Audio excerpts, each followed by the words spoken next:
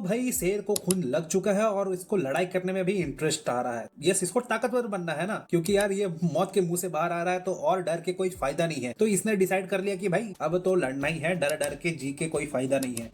तुम लोगों ने अभी अगर लेटेस्ट एपिसोड देखा है सोलो लेवलिंग का तो तुमको पता होगा कि मैं किसके बारे में बात कर रहा हूँ। अब ये मान चुका है कि डर डर के जीने का कोई फायदा नहीं है, क्योंकि अगर तुम कंपेयर करने जाओगे ये सब डर का मतलब ये सब मॉन्स्टर्स का जो डर है वो तो भाई उस मूर्ति के डर के सामने कुछ नहीं है। और यही हम लोग को इस एपिसोड में देखने को मिलता है कि कैसे वो अपने डर को ओवरकम करता है। अब वो एकदम बिंदास है। तो इसका जो ये सबवे वाला ट्रेनिंग डंजन था ये उसने कंप्लीट कर दिया और सांप को मार के तो भाई इसको अच्छे खासे रिवॉर्ड मिल गया, एक तो डैगर भी मिल गया इसको। एनिमे में 4 एपिसोड कंप्लीट हो चुके हैं और ये 4 एपिसोड का जो मटेरियल है मतलब जितना भी स्टोरी है ये शायद मानवा के आई थिंक 17 चैप्टर तक कंप्लीट हो जाते हैं, 17 या 16 चैप्टर तक कंप्लीट हो जाते हैं। तो अगर ये हम लोग ऐसा करके देखने जाए तो फिर एक एपिसोड में आई थिंक 4 चैप्टर का मटेरियल यूज हो रहा है। वेल ये तो हम लोगों ने देख लिया कि इसके अंदर पावर भी आ गया और इंटेंट भी आ चुका है मारने का, क्योंकि यार जो लास्ट में वो मतलब जो सबवे वाला डंजन से बाहर आता है तब भाई वो अपने टूटे तलवार के साथ जाता है और देखता है कि डंजन ब्रेक हो चुका है और उससे मॉन्स्टर्स बाहर निकल चुके हैं। तब भाई वो उसी टूटे तलवार से भीड़ में खड़े होते हुए ही भाई एक ही ब्लो से उस मॉन्स्टर को खत्म कर देता है। तब तो पता चल गया कि भाई लेवल बहुत ज्यादा अपग्रेड हो चुका है। वेल अब हम लोग डिस्कस करेंगे कि आगे क्या होने वाला है, मतलब जो एपिसोड 5 आएगा उसमें क्या स्टोरी रहने वाला है। ओके, तो एपिसोड 5 का शुरुआत में हम लोग देखेंगे कि यार संजिन वो पूरा ट्रेनिंग कर रहा है, जैसे कि उसको डेली रूटीन दिया जाता है कि भाई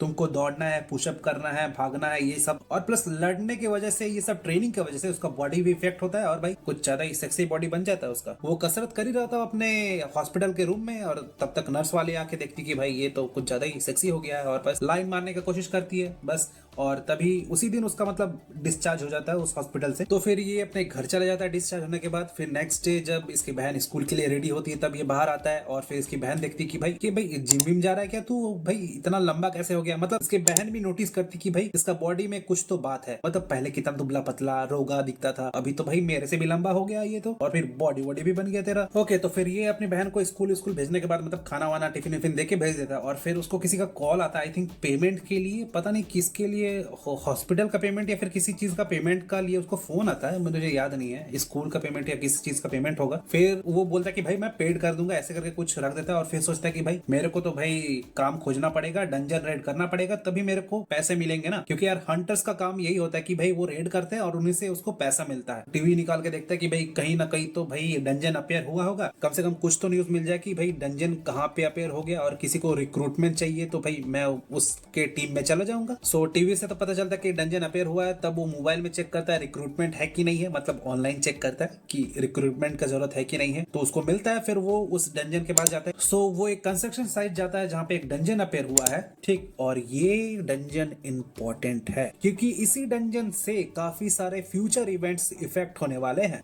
यहाँ पे एक ऑलरेडी टीम बन चुकी है और इन लोग को बस एक टीम मेंबर कम पड़ रहा था, क्योंकि यार कुछ नॉर्म्स होते हैं डंजन रेड करने के लिए, भाई इतना मेंबर्स चाहिए ही तुम, तभी तुम रेड कर सकते हो। यहाँ पे जो पार्टी बनता है उस पार्टी लीडर का नाम होता है डोंग स्यूक और ये बंदा इंपॉर्टेंट है। ओके, तो फिर ये जो डंजन रहता है ये सी रैंक का डंजन रहता है। तो इसमें जो इसका लीडर होता है एक कॉन्ट्रैक्ट साइन करवाता है कि भाई तुमको ज्यादा कुछ करने का जरूरत नहीं है, तुमको बस हम लोग का सामान ढोना है और फिर रेड वेड होने के बाद तुमको लड़ने का जरूरत नहीं है, रेड वेड होने के बाद तुमको 20 लाख वॉन मैं बांट दूंगा, ठीक। ओके, यहाँ पे संजय वू को भी कॉन्ट्रैक्ट साइन करने से पहले थोड़ा सा डाउट होता है। ओके, तो फिर हम लोग देखते हैं कि संजय वू फिगर आउट कर लेता है कि भाई 5 सी रैंक के हंटर्स है और तब हम लोग को एक रूल्स पता चलता है। संजय वू हम लोग को बताता है कि ऐसा एक नियम है कि अगर कोई सी रैंक का डंजन में तुम लोग जा रहे हो तो कम से कम 10 लोग या फिर 10 से ज्यादा लोग ही जरूरत पड़ते हैं और उनमें से आधे लोगों का रैंक सी होना चाहिए। और इसी पार्टी मेंबर्स के बीच में इसको संजय वू को एक मेंबर और दिखता है जो कि अलग से इनके टीम में इंक्लूड हुआ है, जैसे कि संजय वू अलग से आया है वैसे भी वही टीम मेंबर अलग से है। और ये वही बंदा है जो एपिसोड 1 में तुमको देखने को मिला था, वही ऑरेंज बाल वाला जो कि अपना शायद मेजरमेंट कराने आया था रैंकिंग का, तो वो संजय वू के साथ इसी रेड में मिलता है। ओके, तो फिर हम लोग को इसका नाम भी रिवील होता है, इसका नाम है जिनहू। जैसा कि मैंने बोला था कि ये भाई बहुत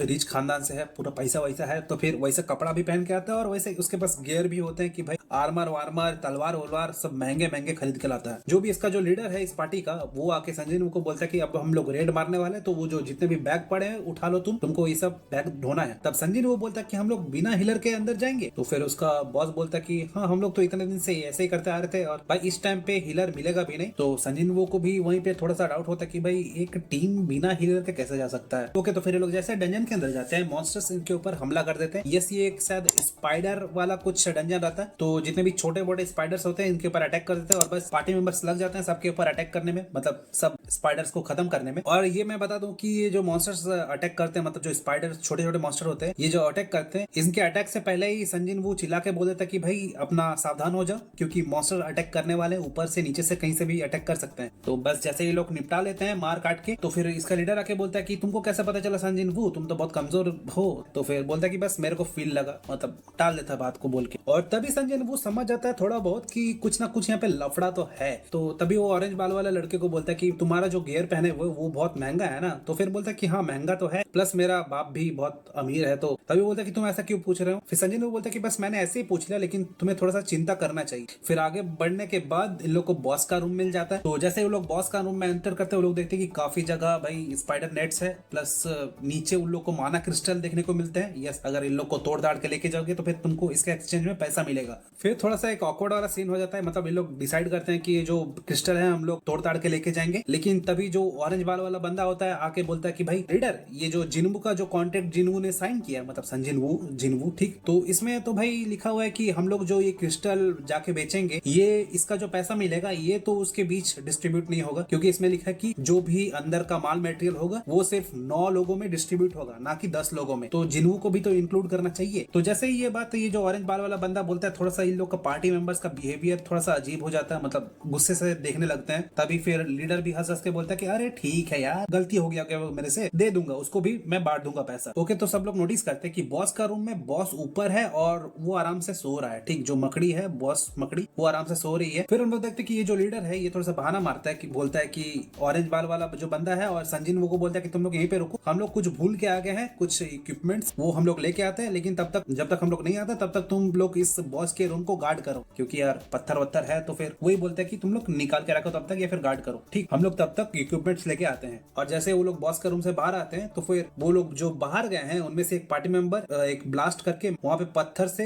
एंट्रेंस को ब्लॉक कर देता है। मतलब जो बॉस का रूम है उसके अंदर संजिन वो और वो ऑरेंज बाल वाला बंदा फंस गया है। और फिर ये जो बाकी जो लोग गए, लोग तो भाई बाहर ही वेट करेंगे कि भाई बॉस इन लोग का काम तमाम कर दे, और फिर हम लोग आराम से, जब बॉस इन लोग को खा वो लेगा, आराम करेगा, बॉस के ऊपर अटैक करेंगे और फिर हम लोग निकल लेंगे। इन लोग को बलि का बकरा बनाया जा रहा है। सिंपल सा बात यह है कि बॉस इन लोग को खाएगा, आराम से सोएगा, फिर बॉस को लुढ़काएंगे हम लोग। मतलब हाँ, इन लोग का शुरुआत से यही प्लान था कि भाई जो अननेसेसरी टीम मेंबर्स है उन लोग को ये लोग बेड बनाएंगे, और फिर बेड बना के फिर जो क्रिस्टल है लोग निकालेंगे, या फिर बॉस को भी लुढ़काएंगे, जो भी है। लेकिन हाँ, बेड बनाने का प्लान था इन लोग का। और आई थिंक यही एक क्लिफ हैंगर होगा जो कि एपिसोड का एंडिंग होगा, क्योंकि यार सबको शौक हो जाएंगे कि भाई ये लोग अपने टीम मेंबर्स को फंसा के क्यों चले गए। और आई थिंक ये 3 चैप्टर का ही एडेप्टेशन करेंगे। तो बस ये वीडियो यहीं तक था। ये क्लिफ हैंगर तुमको कैसा लगा, इसके बाद अगर कुछ जानना है तो बताओ, क्योंकि मैं वीडियो बना दूंगा अगर तुमको जानना है तो। फिर मिलते हैं नेक्स्ट वीडियो पे, तब तक के लिए बाय बाय।